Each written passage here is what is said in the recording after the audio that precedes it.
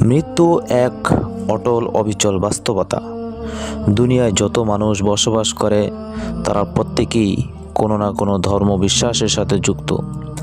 এমন মানুষ রয়েছে যারা মহান আল্লাহ এবং রাসূলুল্লাহ সাল্লাল্লাহু আলাইহি ওয়াসাল্লামকে বিশ্বাস করে না। আবার অনেকে আখিরাতকে সামনে রেখে জীবনের সকল কাজ পরিচালনা করে। নিজেদের মধ্যে মৃত্যুর কষ্ট কেমন, মৃত্যুর পর কি হবে, আখিরাতে কি হবে, এই সম্পর্কেই ইসলামের বক্তব্য বিষয়ে আলোচনা করে। মৃত্যুর কষ্ট কেমন, মৃত্যুর পর কি হবে, আখিরাতে কি হবে, এ সম্পর্কে ইসলামের বক্তব্য সুস্পষ্ট। আধুনিক বিজ্ঞান এ সম্পর্কে কি বলে আসুন দেখা যাক। মৃত্যুর সময় কেমন মনে হয়? মৃত্যু অমোঘ বিধান, অনিবার্য, একথা কেউ অস্বীকার করে না, কিন্তু সবার মনে এই প্রশ্ন জাগে যে মৃত্যুর সময় মানুষের অনুভূতি কেমন, মৃত্যুর পরে কি হয়। উন্নত বিশ্বের বৈজ্ঞানিক, বিশেষজ্ঞ এবং গবেষকগণ মৃত্যু নিয়ে অনেক গবেষণা রয়েছে, অনেক গবেষণা করেছেন। তারা বহু সংখ্যক মৃত্যু পথযাত্রীর বক্তব্য লিখে রেখেছেন। 1957 সালে আন্তর্জাতিক খ্যাতিসম্পন্ন চিকিৎসক রেমন্ড মোডি তার লেখা লাইফ আফটার লাইফ গ্রন্থটি উচ্চ প্রশংসিত হয়েছে। প্রকাশিত হওয়ার পর অল্প দিনের মধ্যে গ্রন্থটির কয়েক লাখ কপি বিক্রি হয়েছে। উক্ত গ্রন্থের বিস্ময়কর বিষয় হচ্ছে এতে দেহবিহীন অস্তিত্বের অনুভূতি বর্ণনা করা হয়েছে। কারণ বর্তমান বিশ্বে বস্তুবাদী লোকদের নিকট দেহবিহীন অস্তিত্ব কল্পনা করা যায় না। এই গ্রন্থের আরেকটি বিস্ময়কর বিষয় হচ্ছে সকল মৃত্যু পথযাত্রী চমৎকার তীব্র আলোর কথা নানাভাবে বর্ণনা করেছেন, কিন্তু সে আলোর উত্তাপ এবং কোমলতা সম্পর্কে আলোকপাত করতে পারেননি। তবে একথা বলেছেন যে সে উজ্জ্বল আলো খুব সহজে তাদের অস্তিত্বকে ঘিরে ফেলেছে। টমাস এডিসনের মৃত্যুর ঘটনা। এই বিষয়ে প্রখ্যাত বৈজ্ঞানিক টমাস এডিসনের মৃত্যু সম্পর্কে আলোচনা করা হয়েছে। 1847 সালে জন্মগ্রহণকারী এই বৈজ্ঞানিক 1913 সালে মৃত্যুবরণ করেন। অনেকে দাবি করেন তিনি মহান আল্লাহর প্রতি বিশ্বাসী ছিলেন। তিনি যখন মারা যাচ্ছিলেন তার স্ত্রী তার হাত ধরে রেখেছিল। মনে হচ্ছিল তিনি ঘুমিয়ে আছেন। তার হৃদস্পন্দন তীব্র হয়েছিল। কামরায় পূর্ণ নীরবতা বিরাজ করছিল। হঠাৎ এডিসন কারো সাহায্য ছাড়াই উঠে দাঁড়ালেন, চোখ মেলে তাকালেন এবং দেয়ালের প্রতি এক দৃষ্ট তাকিয়ে রইলেন। তারপর স্ত্রীকে বললেন, ওখানে কি চমৎকার দৃশ্য। এডিসন কি দেখেছেন সেটা বলেননি, অন্য কেউ বলতে পারেন না। হেনরি ওয়াট বিচার ছিলেন একজন প্রখ্যাত বক্তা। তিনি মানুষকে মহান আল্লাহর শক্তি সম্পর্কে অবগত করতেন এবং মৃত্যু ও পরবর্তী জীবনের কথা হৃদয় বিদারকভাবে বর্ণনা করতেন। তার মৃত্যুকালে তিনি তার চিকিৎসককে ডেকে দৃঢ় ভাষায় বললেন, ডাক্তার, অন্য জগতের রহস্য তো এখন উন্মোচিত হয়েছে। তিনি কি উন্মোচিত হয়েছে বলেননি, তার কথার মধ্যে ছিল রহস্যের প্রকাশ। ইউরোপ আমেরিকার মনস্তাত্ত্বিক এবং ধর্মীয় বিশেষজ্ঞদের মতাদর্শ। চোখে দেখা যায় না এরকম বিষয়েও আমরা বিশ্বাস করি, যেমন অ্যাটম। কেউ কি অ্যাটমকে চোখে দেখেছে? অথচ অ্যাটম বা অণু, পরমাণু একটি বাস্তব সত্য। অনেক বৈজ্ঞানিক বলেছেন মৃত্যু মুহূর্তে রোগীকে যে ঘুমের ঔষধ দেওয়া হয় সেই ঔষধের প্রতিক্রিয়ায় রোগীর এসব কথা মনে হয়। কয়েকজন চিকিৎসক অভিমত ব্যক্ত করেছেন যে মৃত্যু মুহূর্তে মানুষের মস্তিষ্কে অক্সিজেনের স্বল্পতা দেখা দেয়। এই কারণেই তারা নানা কিছু দেখতে পায়। ইউরোপ এবং আমেরিকার বৈজ্ঞানিক এবং মনস্তাত্ত্বিক বিদদের বক্তব্যের এটাই হচ্ছে সারমর্ম। যাই হোক, গবেষণা আলোচনা সত্ত্বেও বিশ্বের কোনো বৈজ্ঞানিক এবং মনস্তত্ত্ববিদ একথা জানতে পারেননি যে মৃত্যু কি, মৃত্যুকালীন অবস্থা কেমন। এটা একটা রহস্যময়তা। এ রহস্য সম্পর্কে তিনি জানেন যিনি মানুষকে সৃষ্টি করেছেন। তিনি বলেছেন, আত্মা হচ্ছে মহান আল্লাহর আদেশ। লাইফ আফটার লাইফ গ্রন্থের মিরাকল। ডিউস ছিল এক কারখানার কর্মচারী। একদিন সে একটি বৈদ্যুতিক শক খেয়ে মারা যায়। মৃত্যুকালে ডিউস কয়েকটি শব্দ বারবার উচ্চারণ করেছিল, যেসব শব্দের অর্থ কেউ বুঝতে পারছিল না। একজন বলল, কথাগুলো হচ্ছে আরবি ভাষায় শব্দ। সে ব্যক্তি আরবি জানত না। পরে আরবি জানা একজনকে জিজ্ঞাসা করে জানা গেল যে সে বলছিল, হে আল্লাহ, আমার প্রতি দয়া করো, আমাকে হজরত ঈসার পায়ে জায়গা দাও। মৃত্যুর কষ্ট। হজরত ঈসা আলাইহিসসালাম কোথাও যাচ্ছিলেন। তিনি একটি কবর দেখে বললেন, এটা নূহ আলাইহিসসালামের ছেলে শাম এর কবর। যখন তুফান আসলো, সবাই মৃত্যুর কবলে পড়ল। এরপর নূহ আলাইহিসসালামের 3 সন্তান থেকে আবার পৃথিবী আবাদ হয়েছে। 3 সন্তান হলেন শাম, হাম এবং ইয়াফেস। আমরা সবাই শাম এর সন্তান। ইউরোপবাসী ইয়াফেসের সন্তান। সমস্ত আফ্রিকাবাসী হাম এর সন্তান। হজরত ঈসা আলাইহিসসালাম এর সাথীরা আরজ করলেন, হে আল্লাহ নবী ঈসা, আপনি তাকে জিন্দা করেন, কেননা আপনি বললে আল্লাহ পাক মৃত্যুকে জিন্দা করে দেন। ঈসা আলাইহিসসালাম হুকুম দিলেন। শাম জিন্দা হয়ে কবর থেকে বের হলেন এবং কিছু কথাবার্তা হলো। ঈসা আলাইহিসসালাম বললেন, যাও, কবরে চলে যাও। শাম বললেন, যাব এই শর্তে, দ্বিতীয়বার যেন আমার মৃত্যুর কষ্ট না হয়, কেননা মৃত্যুর সময় আমার যে কষ্ট হয়েছিল এর ব্যথা আজও আমার হাড্ডিতে বিদ্যমান রয়েছে। এখানে এর জন্য কোনো ব্যথানাশক ঔষধ নেই। তাকওয়া এবং পরহেজগারি ছাড়া এর কোনো উপশম নেই। দেখুন কত বড় প্রমাণ। মৃত্যু আমাদের প্রত্যেক পুরুষ মহিলার উপর আসবে, অথচ আমাদের কত বড় গাফলতি। এই মৃত্যুর জন্য কি প্রস্তুতি আমরা নিচ্ছি? কবরের সম্বল আমাদের জোগাড় হয়েছে কি? কবর হলো সাপ বিচ্ছুর ঘর। কবর নির্জন আতঙ্কের ঘর। কবর একা থাকার ঘর। কবর পোকামাকড়ের ঘর। একবার হজরত ঈসা আলাইহিসসালাম এক মহল্লা অতিক্রম করার সময় দেখলেন সব কিছু বরবাদ হয়ে, বাড়ি ঘর ধ্বংস হয়ে মাটির সাথে মিশে গিয়েছে। ঈসা আলাইহিসসালাম বললেন, এদের উপর আল্লাহর আযাব এসেছে। এসব আল্লাহর নাফরমানির দরুনই হয়েছে।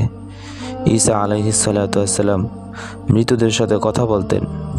ঈসা আলাইহিসসালাম আওয়াজ দিলেন, হে বস্তিওয়ালা। জবাব হলো, আমরা হাজির হে আল্লাহর নবী। ঈসা আলাইহিসসালাম বললেন, তোমাদের কি গুনাহ ছিল এবং কিভাবে ধ্বংস করা হলো? আওয়াজ এলো, আমাদের 2টি কাজ ছিল।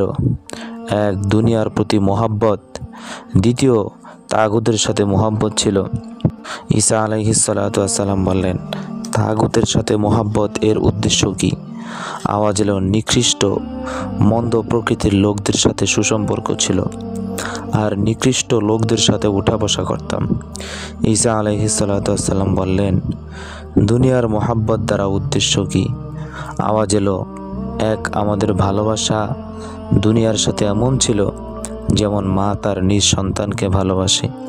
যখন আমরা ধন দৌলত হাতে পেতাম খুবই আনন্দিত হতাম। যখন তা হাতছাড়া হয়ে যেত তখন আমরা অস্থির হয়ে যেতাম।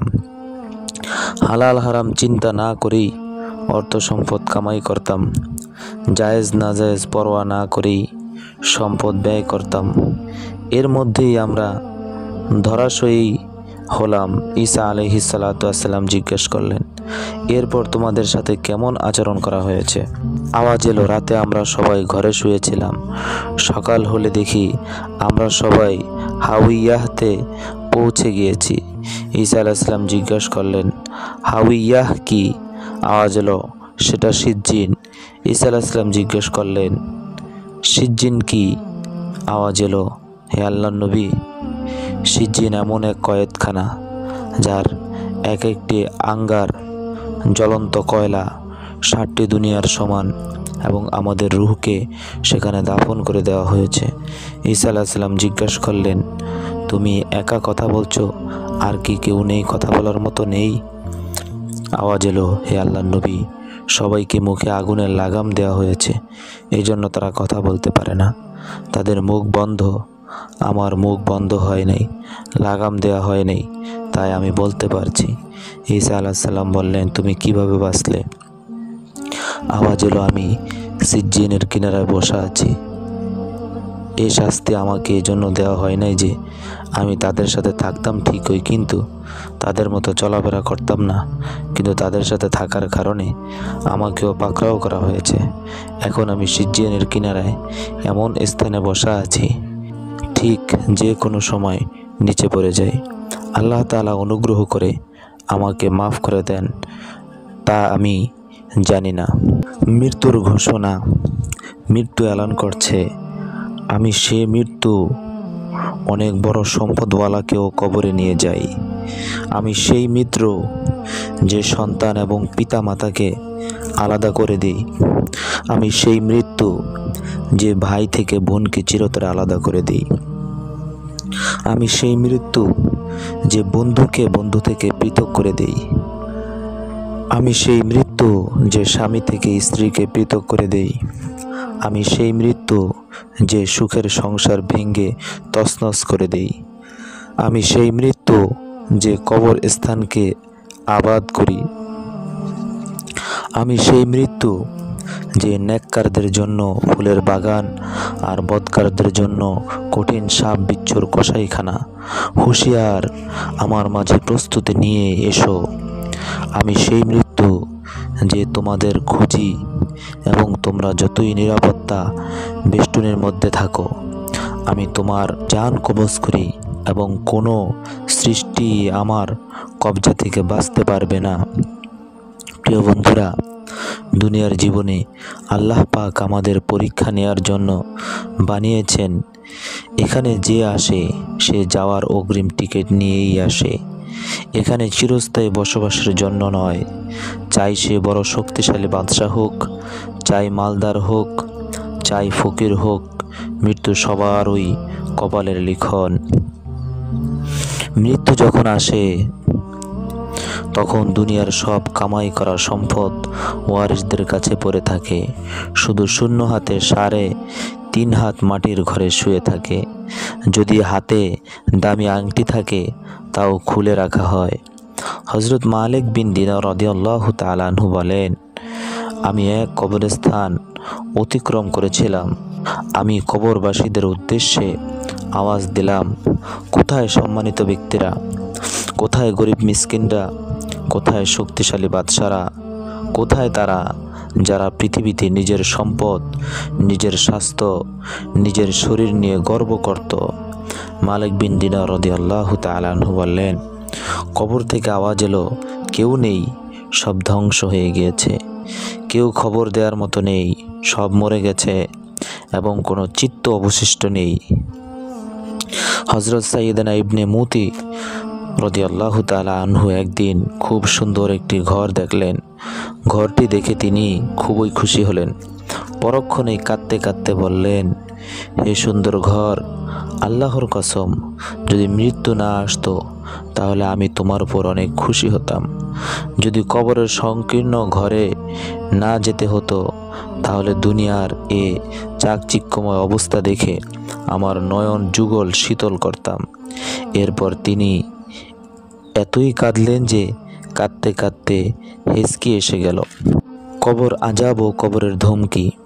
হযরত আব্দুল্লাহ ইবনে উবাইদা রাদিয়াল্লাহু তাআলা আনহু বর্ণনা করেন, রাসূলুল্লাহ সাল্লাল্লাহু আলাইহি ওয়াসাল্লাম বলেছেন, মৃত্যু ব্যক্তিকে যখন কবর দেওয়া হয় তখন সে কবরে সে সব লোকদের পায়ের আওয়াজ শুনতে পায়, যারা এইমাত্র তাকে কবরস্থ করে যাচ্ছে।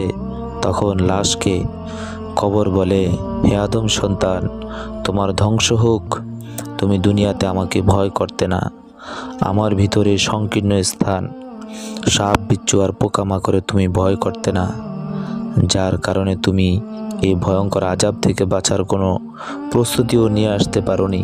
ইবনে আবিদ দুনিয়া রাদিয়াল্লাহু তাআলা আনহু আরও বলেন, যখন চোর এবং জেনাকারীকে কবরে রাখা হয় তখন তার কবরে দুটি সাপ নির্ধারিত করে দেওয়া হয়, যে তার গোশত চিবিয়ে চিবিয়ে খায়। বন্ধুগণ, এই ঘটনা তো তোমাদের জন্য অনেক বড় নসিহত। আমরা এই 50-60 বছরের সংক্ষিপ্ত জীবনে আখিরাতের প্রস্তুতি না নিয়ে নিজের উপর এর চেয়ে বড় জুলুম আর কি হতে পারে। দুনিয়ার সামান্য আরাম আয়েশ ভোগ করার জন্য জান্নাতের মতো নিয়ামত থেকে বঞ্চিত হওয়া সবচেয়ে বড় কথা হলো, যিনি আমাদের পালনকর্তা সে মহান আল্লাহর নাফরমানি করছি। তা কত বড় অবাধ্যতা। যে ব্যক্তি গুনাহ করে অন্তরকে খুশি করে আর আল্লাহকে নারাজ করে, সে জানে না সে কত বড় মালিককে নারাজ করেছে, যিনি এক মুহূর্তের মধ্যে কত প্রকারের বিপদ চাপিয়ে দিতে পারেন। এজন্য ভাই, মৃত্যুর পূর্বেই মৃত্যুর প্রস্তুতি নিন। আপনার উপর জানাজা পড়ার পূর্বেই নামাজ পড়ুন। কয়েকজন যুবক এক স্থানে কাজ করত, সে স্থানে তারা কয়েক বছর অতিবাহিত করল। তারা তাদের আয় জমা করে রাখত, যখনই শুনত কোনো স্থানে আরাম আয়েশ আনন্দ ফুর্তির ব্যবস্থা আছে সেখানেই চলে যেত। প্রতিদিনের মতো তারা বসে গল্প গুজব করছিল। তারা এমন একটি শহর সম্পর্কে খবর পেল যেখানে তারা কোনো দিন যায়নি। তারা পাক্কা নিয়ত করলো, পয়সা জমিয়ে এবার সে শহরে যাবে আনন্দে ফুর্তি করতে। এক সময় তারা হাওয়াই জাহাজে চড়ে নিজেদের গন্তব্যে রওনা হয়ে গেল। সেখানে তারা 1 সপ্তাহ অবস্থান করল। এর মধ্যে তারা জিনা আর মদের নেশায় মাতাল ছিল এবং এমন সব কাজ করল যা আল্লাহ পাকের আযাবের জন্য যথেষ্ট ছিল। একদিন তারা মদ আর নারী নিয়ে ব্যস্ত ছিল। রাতের কিছু সময় মাত্র অতিবাহিত হয়েছে। তারা আল্লাহর নাফরমানিতে মত্ত ছিল। এমন সময় এদের মধ্যে একজন বেহুশ হয়ে পড়ে গেল। বাকি 3 জন বন্ধু তার পাশে এগিয়ে গেল। তারা বুঝতে পারল সাথীর অবস্থা নাজুক পর্যায়ে। একজন বলল, ভাই কালেমা পড়ো। সে উত্তরে বলল, ভাগো এখান থেকে, বরং আমাকে মদের আরেক পেয়ালা পান করিয়ে দাও। আর বলল, হে অমুক নর্তকী, আমার কাছে এসো। এই অবস্থায় তার মৃত্যু এসে গেল। আল্লাহ আমাদের দয়া করুন আর আযাব থেকে পানা চাই। এরপর 3 বন্ধু যখন তাদের বন্ধুর করুণ অবস্থা দেখল, তখন তারা কাঁদতে লাগলো আযাবের ভয়ে। তারা তওবা করে সেই পাপের আড্ডা থেকে বেরিয়ে এলো এবং মৃত সাথীরা লাশ কফিনে করে তারা ফিরে এলো। এয়ারপোর্ট আসার পর তারা কফিন খুলে সাথীর চেহারা দেখল। তার চেহারা এতই কালো আর ভয়ঙ্কর হয়ে গেছে যে তারা ভয় পেয়ে গেল। ভাই, সব ভালো আমল করলে আল্লাহ পাক রব্বুল আলামিন আলোকিত করে দিবেন এবং পরকালের সফলতার জন্য চেষ্টা করতে হবে। আর সাথে সাথে আল্লাহকে ভয় পাওয়া অবশ্যই প্রয়োজন। আসুন আমরাও সে লোকদের মতো হয়ে যাই। আল্লাহ পাক যাদের সম্পর্কে পাক কোরআনে বলেছেন এবং যাদের চেহারা আলোকিত হবে, তারা আল্লাহর রহমতের ছায়ায় সদা সর্বদা থাকবে। সূরা ইমরান আয়াত নাম্বার 107। হযরত দিন ফুরি রহমতুল্লাহ আলাইহি বলেন, আমি কবর থেকে আগুন বের হতে দেখেছি, এর লেলিহান জিহ্বা দেখেছি, আমি কবরে সাপ দেখেছি আর কবর থেকে ধোঁয়াও বের হতে দেখেছি। কবরের আযাব সত্যি সত্যি। রাসূল সাল্লাল্লাহু আলাইহি ওয়াসাল্লাম 1 আঙ্গুলের উপর অপর আঙ্গুল রেখে বলেছেন, যেভাবে আমি রাসূল সাল্লাল্লাহু আলাইহি ওয়াসাল্লাম আঙ্গুলের উপর আঙ্গুল রেখেছি, এরকমভাবেই কবরের আযাব একটার পর একটা গুনাহগারদের উপর আছড়ে পড়বে। হে ভাইয়েরা, ভাববার বিষয়, আমরাও এই মাটির নিচে কবরস্থ হব। এই সম্পদ যার জন্য আমরা হারাম পন্থা অবলম্বন করছি, এর জন্য কবরে আগুন ভরপুর থাকবে। মৃত্যুর পর সম্পদ কোনো কাজেই আসে না, তার স্বজনরা ভাগ করে নিয়ে যাবে। নিয়ে নিবে সম্পদ তো সে জিনিস যা মৃত্যুর পূর্বে আমরা পাঠাই, অর্থাৎ নেক আমল। আল্লাহ রব্বুল আলামিন পৃথিবীর সমস্ত মানুষকে সামান্য সময়ের জন্য এখানে প্রেরণ করেছেন। এটি গন্তব্য নয়, এটি একটি সড়ক, এটি প্রতারণার আবাস। পার্থিব জীবন ছলনাময়, ভোগ ব্যতীত কিছুই নয়।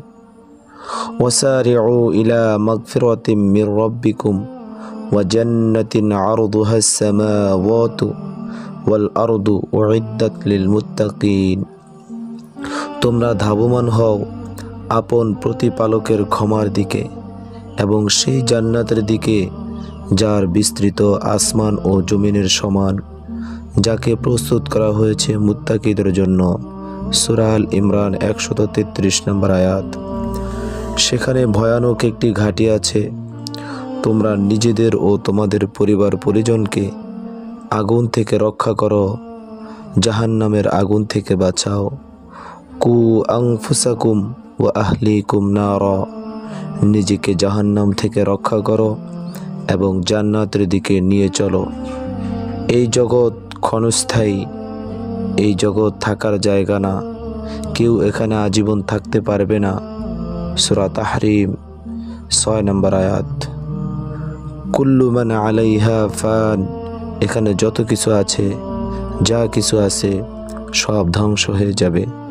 যে এসেছে তাকেই একদিন আল্লাহর সম্মুখে উপস্থিত হতে হবে। সেদিন তোমাদেরকে উপস্থিত করা হবে এবং তোমাদের কোনো কিছুই গোপন থাকবে না। ইয়াকুলুল ইনসানু ইয়াউমাইদিন আইনাল মাফর, সেদিন মানুষ বলবে আজ পালাবার জায়গা কোথায়। পালাতে চাইলেও পালাতে পারবে না, নড়তে চাইলেও নড়তে পারবে না সেদিন। ইয়া মা'শারাল জিন্নি ওয়াল ইনসি ইন ইসতাতা'তুম, হে জিন ও মানুষ সম্প্রদায়, তোমরা যদি আকাশমণ্ডলী ও পৃথিবীর সীমা অতিক্রম করতে পারো, অতিক্রম করো, কিন্তু তোমরা তা পারবে না। শক্তি ভিতরেকে সূরা রহমান। পারলে পারবে যাও, কিন্তু কোথায় পালাবে, কার সঙ্গে লড়াই করবে?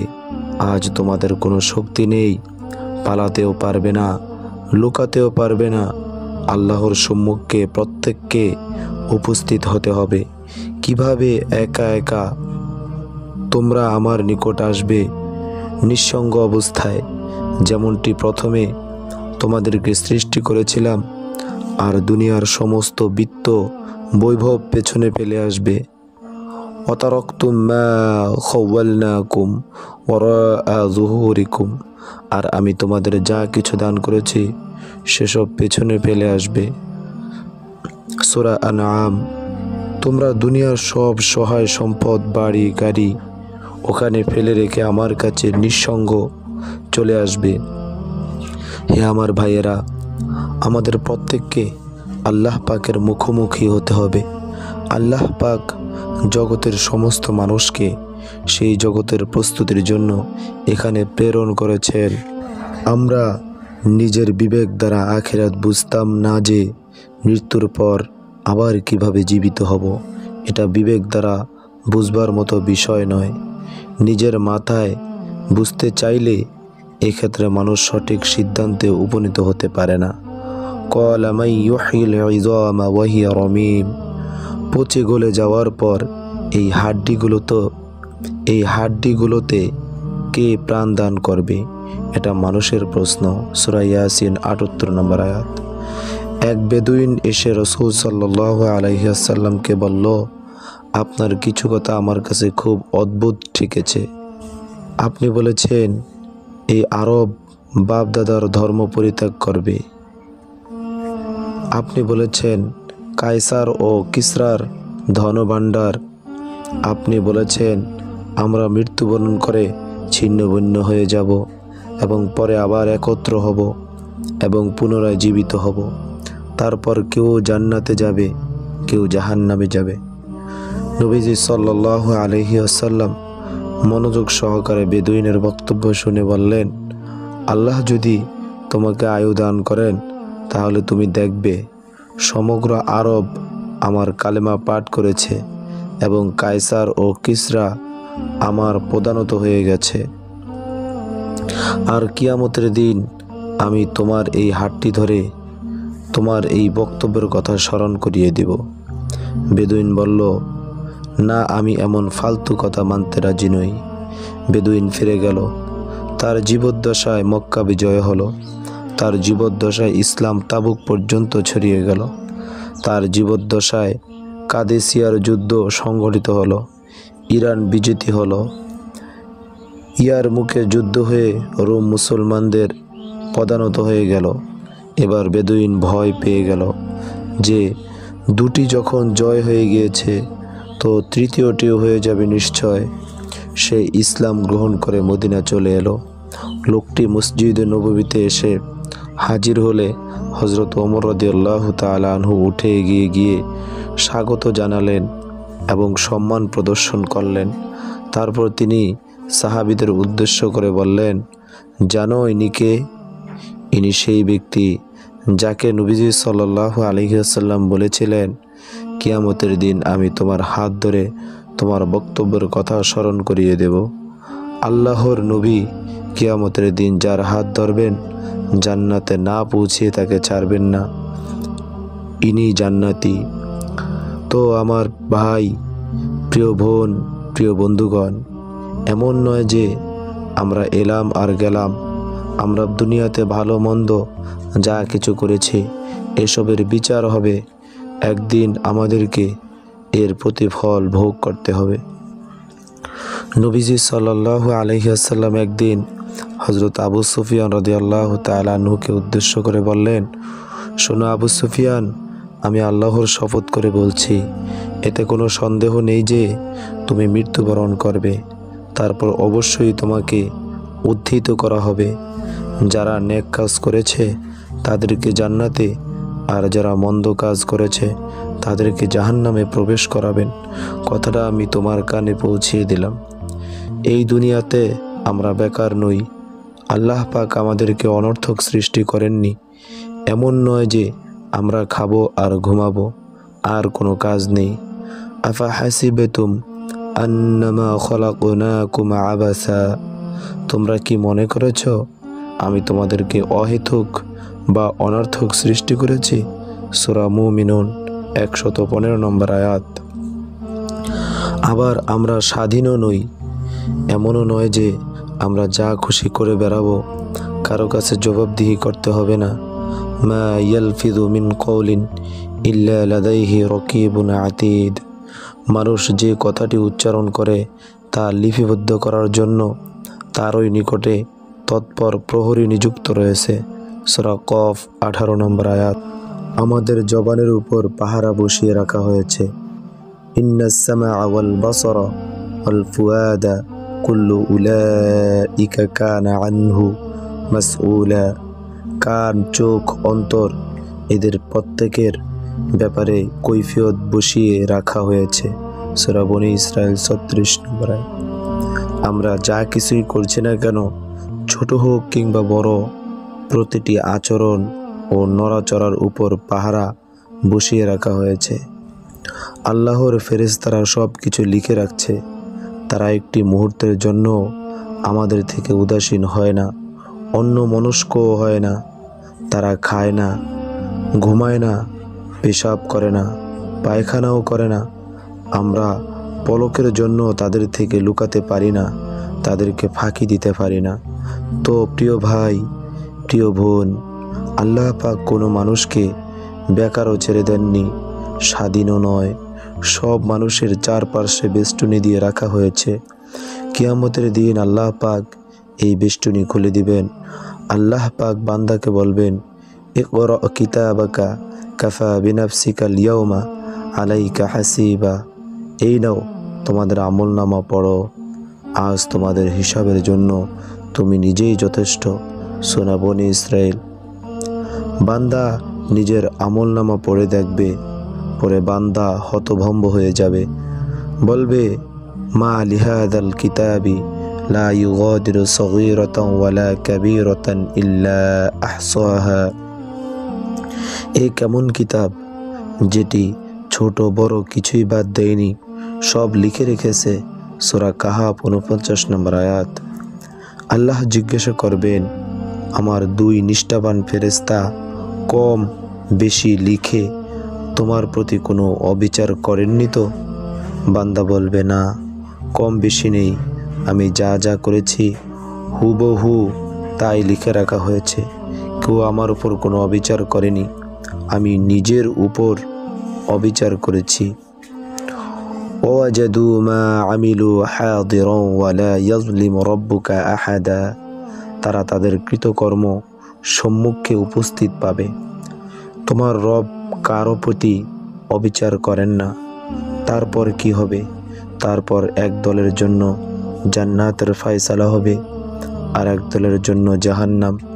আল্লাহ তাআলা সমস্ত জগতের সকল মানুষকে জাহান্নাম থেকে রক্ষা করার এবং জান্নাতে পৌঁছানোর জন্য আকাশ থেকে তার ইলম তথ্য বিধান নাজিল করেছেন, আর মানুষকে এই বিদ্যা শিক্ষা দেওয়ার জন্য নবী রাসূল প্রেরণ করেছেন। প্রথম নবী হযরত আদম আলাইহিস সালাতু ওয়াস সালাম থেকে শুরু করে শেষ নবী হযরত মুহাম্মদ সাল্লাল্লাহু আলাইহি ওয়াসাল্লাম পর্যন্ত বিভিন্ন যুগে কম বা বেশি 1,24,000 নবী রাসূল দুনিয়াতে আগমন করেছেন। তারা সঙ্গে করে কিতাব এনেছেন, পুস্তিকা এনেছেন, আর সবগুলো আসমানি কিতাব দুনিয়াতে এসেছে রমজান মাসে। রমজান মাসের 2 তারিখে তাওরাত অবতীর্ণ হয়েছে, 6 কি 8 তারিখে জাবুর এসেছে 300 বছর পর। তারপর প্রায় 1500 বছর পর এসেছে ইনজিল রমজানের 17 কিংবা 18 তারিখে। তারপর এক সময় কদরের রাতে নাজিল হলো মহাগ্রন্থ আল কুরআন। হজরত ইব্রাহিম ও হজরত শীসা আলাইহিস সালাতু ওয়াস সালামের উপর যে সহিফা এসেছিল সেগুলো রমজানে অবতীর্ণ হয়েছিল। এটি পবিত্র রমজান মাসের বৈশিষ্ট্য। এটি রমজান মাসের বিশেষ বৈশিষ্ট্য ও মর্যাদা যে শিক্ষা মানুষকে পরকালে সফলতার দোরগোড়ায় পৌঁছিয়ে দেবে, যে শিক্ষা মানুষকে দুনিয়ার দুর্দশা থেকে মুক্তি দেবে, সেগুলো সবই পবিত্র রমজান মাসে নাজিল হয়েছে। তো রমজান এই আসমানি ইলমকে নিজের মাঝে ধারণ করার, নবুয়তি জীবন শিক্ষা করার এবং অন্যদের মাঝে প্রচার প্রসার ঘটানোর বৈশিষ্ট্যপূর্ণ একটি মাস। আল্লাহ পবিত্র কোরআনকে সকল আসমানি কিতাবের নির্যাস বানিয়েছেন। অন্য সকল কিতাব যেটি যে যুগে অবতীর্ণ হয়েছিল সেটি সেই যুগের জন্য ছিল, আর সেগুলো ছিল অসম্পূর্ণ ও অপূর্ণাঙ্গ। অবশেষে আল্লাহ পাক তাকে পূর্ণতা দান করে কোরআনের আদলে দুনিয়াতে প্রেরণ করেছেন। কোরআন পূর্ণাঙ্গ আসমানি কিতাব, আর ইসলাম পূর্ণাঙ্গ জীবন ব্যবস্থা। আল ইয়াউমা আকমালতু লাকুম দীনাকুম ওয়া আতমামতু আলাইকুম নি'মাতি ওয়া রাদিতু লাকুমুল ইসলাম দীনা। আজ আমি তোমাদের জন্য তোমাদের দিনকে পূর্ণাঙ্গ করে দিলাম, তোমার উপর আমার নিয়ামতকে সম্পূর্ণ করলাম এবং ইসলামকে তোমাদের জীবন বিধান হিসাবে মনোনীত করলাম। সূরা মাইদা। কোনো বস্তুর পূর্ণতা দুইভাবে হয়ে থাকে, প্রথমত গুণের দিক থেকে, দ্বিতীয়ত অবয়বের দিক থেকে। কোনো দিক থেকে পরিপূর্ণ হওয়াকে আরবিতে বলে ইকমাল, আর অবয়বের দিক থেকে পরিপূর্ণ হওয়াকে বলা হয় ইতমাম। তো আল্লাহ পাক বলেছেন, আল ইয়াউমা আকমালতু লাকুম দীনাকুম, গুণের দিক থেকেও আমার দিন পরিপূর্ণ হয়ে গেল। ওয়া আতমামতু আলাইকুম নি'মাতি, অবয়বের দিক থেকেও আমার দিন পরিপূর্ণ হয়ে গেল। ইসলাম গুণের দিক থেকেও পূর্ণাঙ্গ জীবন ব্যবস্থা, এর মাঝে কোনো খুঁত নেই, ত্রুটি নেই। ইসলাম অবয়বের দিক থেকেও পূর্ণাঙ্গ জীবন ব্যবস্থা, এর মাঝেও কোনো অভাব নেই, অঙ্গহানি নেই। মানব জীবনে যত ক্ষেত্রে যত বিধানের প্রয়োজন আছে, ইসলামে নিখুঁত ও পূর্ণাঙ্গ রূপে তার সবই বিদ্যমান রয়েছে। আমার ঘোষণা শোনো, কেউ ইসলাম ব্যতীত অন্য কোনো দিন গ্রহণ করতে চাইলে তা কখনো গ্রাহ্য হবে না এবং সে আখিরাতে ক্ষতিগ্রস্তদের অন্তর্ভুক্ত হবে। এখন যে এই ইসলাম ছাড়া অন্য কোনো ধর্মের আদর্শ গ্রহণ করবে সেই ধ্বংস হয়ে যাবে। কিয়ামতের দিন নামাজ আসবে, বলবে হে আল্লাহ আমি নামাজ। আল্লাহ বলবেন তুমি কল্যাণের উপর আছো। রোজা আসবে, বলবে আমি রোজা, আর আল্লাহ বলবেন তুমি কল্যাণের উপর আছো। হে আল্লাহ আমি যাকাত, আল্লাহ বলবেন তুমিও কল্যাণের উপর আছো। এভাবে প্রতিটি নেক আমল এসে আল্লাহর দরবারে হাজিরা দেবে, আর আল্লাহ বলবেন তুমিও কল্যাণের উপর আছো। যাকাত বলবে আমি যাকাত, আল্লাহ বলবে তুমি কল্যাণের উপর আছো। হে আল্লাহ তুমি সালাম আর আমি ইসলাম, আল্লাহ বলবেন নিঃসন্দেহে আমি সালাম আর তুই ইসলাম। আজ আমি তোমারই কারণে পাকড়াও করব, তোমারই কারণে মুক্তি দেব। যে তোমাকে বুকে ধারণ করে নিয়েছে সে সফল হবে, আর যে প্রত্যাখ্যান করেছে সে ধ্বংস হয়ে যাবে। তো আল্লাহ পাক ইসলামকে সমগ্র বিশ্বের সকল মানুষের জন্য সফলতা ও কল্যাণের পথ হিসেবে দুনিয়াতে প্রেরণ করেছেন। তারপর আল্লাহ তাআলা এই উম্মতকে অন্য সকল উম্মতের উপর মর্যাদা ও শ্রেষ্ঠত্ব দান করেছেন যে এই উম্মত শুধু নিজেরাই আমল করে না, অন্যদেরও সৎ পথের দিকে আহ্বান জানায়। তারা নিজেরাই শুধু জাহান্নাম থেকে রক্ষা পাওয়ার চিন্তা ভাবনা করে না, অন্যদের জন্য চিন্তা করে। এজন্য আল্লাহ পাক এই উম্মতের নাম নিজে নির্ধারণ করেছেন। তিনি আগেই তোমাদের নামকরণ করেছেন মুসলিম। অন্য কোনো উম্মতের নাম মুসলিম রাখেননি। মুসলিম হলো এই উম্মত। প্রিয় নবী সাল্লাল্লাহু আলাইহি ওয়াসাল্লাম বলেছেন আল্লাহ তাআলা তার ওই দুটি নামে আমার উম্মতের নাম চয়ন করেছেন। তার নিজের নাম সালাম, আমার উম্মতের নাম রেখেছেন মুসলিম। তার নিজের নাম মুমিন, আমার উম্মতের নাম মুমিন। তিনি সালাম, আমরা মুসলিমিন।